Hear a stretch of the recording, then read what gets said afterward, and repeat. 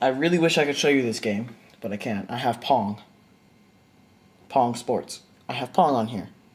The problem is I do not have the controller you need for Pong, which is a problem because that means you can't play the game. You can try it with the controller, but it won't do anything. So I wish I could show you that, but I don't have the controller. Instead, I'm going to show you something really weird. Back in the day of the Atari, anyone could make a game for it and sell it.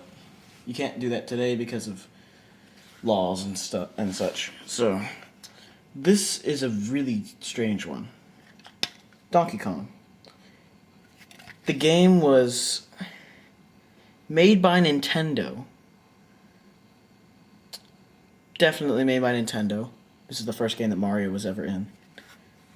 But it was released by Coleco for the Atari 2600. That's just all over the place. Now I'm going to show you this game. It's actually not a bad game.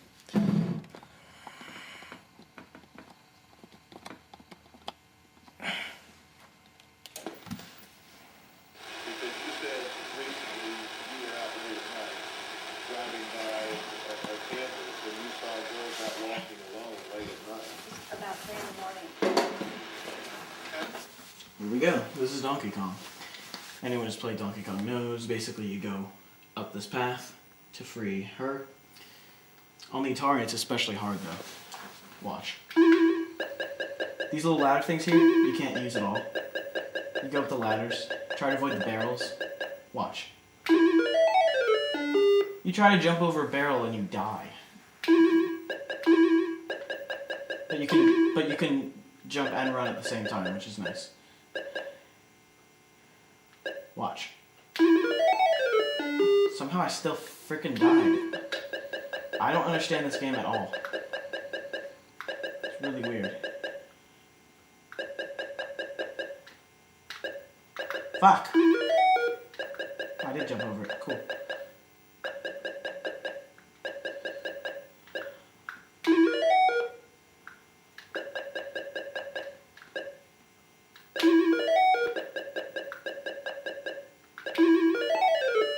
Fuck. Oh well. That's Donkey Kong. Next game I have for you is Frogger, and it was made by Sega. According to the cartridge, it was made by Sega and Parker Brothers. It's really weird. But, nonetheless, it's a fun game. Here it is. Brings your family together with Disney's 101 Days.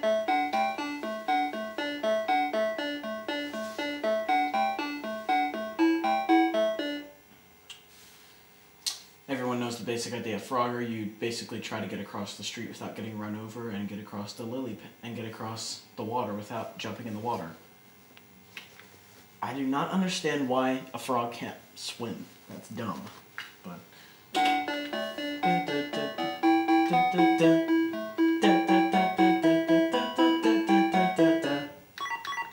what a fun theme. The purple car is fast just like in all the other versions. What's weird is that like every line, like each frog goes to each line basically, up. Whichever line you're on, it flashes, it flickers. It's weird. Look, it's extremely off-putting. It's off-putting and annoying. Fuck. I'm kind of bad at Frogger, but catch. I just got a life. Fuck. That's Frogger for you. PacMan for the Atari. Now you may think this is like original and the best PacMan there is. No, it's completely different than the arcade one. It is absolutely horrendous. Watch.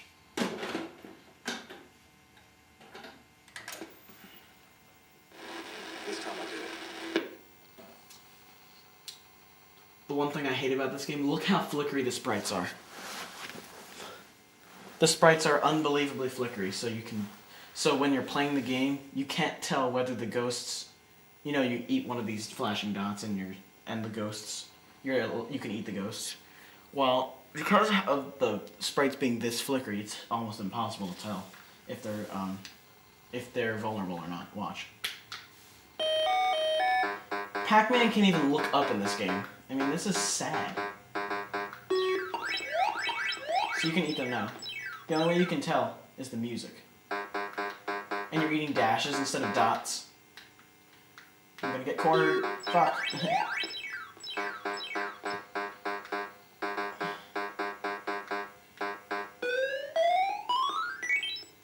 There, I died. There, now you thought that was bad.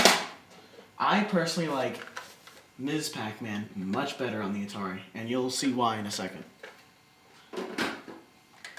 Ms. Pac-Man, on Ms. Pac-Man, the sprites aren't flickery, everything's the way it's supposed to be. It's a little bit more like the arcade version, but not quite the same because the graphics limit that. But look, you can actually tell when the ghosts are vulnerable. And Ms. Pac-Man can look up and down. It's unbelievable how different they are on here. And this was made in 1982. Play a game of this.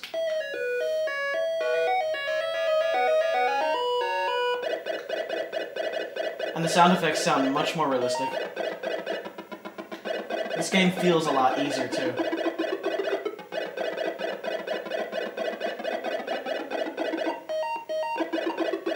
I say two ghosts at the same time. The cherry apparently bounces around the level. And there you go.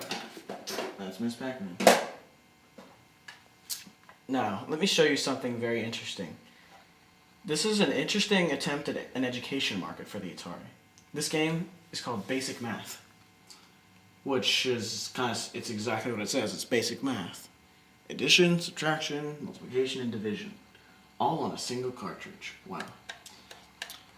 This game is made by Atari. It looks to me like this was an attempt to market the Atari to younger kids and parents who wanted to teach their kids something rather than see them just play games all day or something. I don't know. But in any case, I'll show you what the game is like.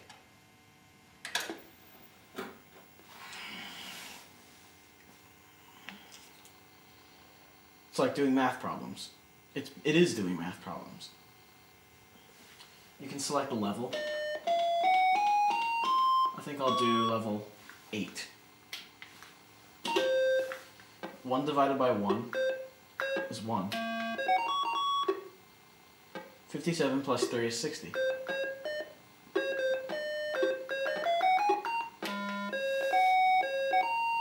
Oh, damn it, it's a division sign.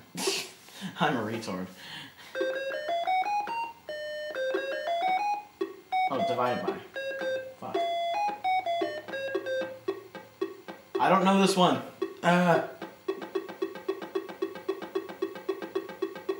Basically, it runs down. It gets really annoying when you don't know an answer, so it pressures the hell out of you. Listen to that.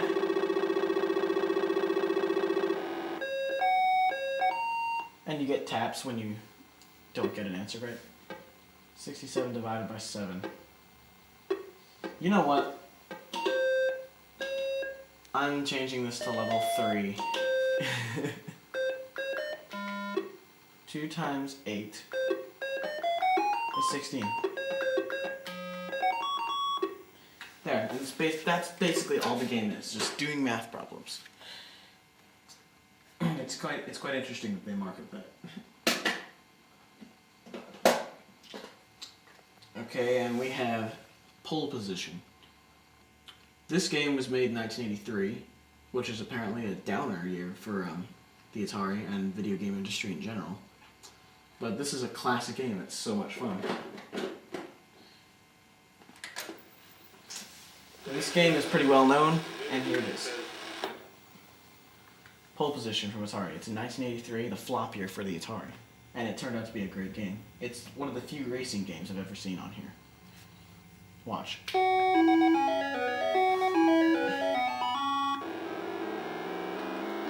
You can change gear by pressing down. By pressing down and up, you change what gear you're in. I'm going to go to high gear. And it's pretty much a racing game. You avoid the other car, you try to pass the other cars without hitting them, or you'll explode. I'll show you what that looks like in a second. Watch. Boom. Boomski. Basically, you want to try not to do that so you don't screw up your race.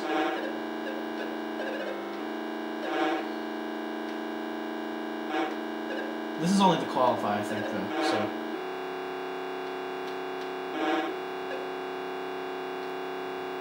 This game is extremely easy. So it's a little boring, I'd say.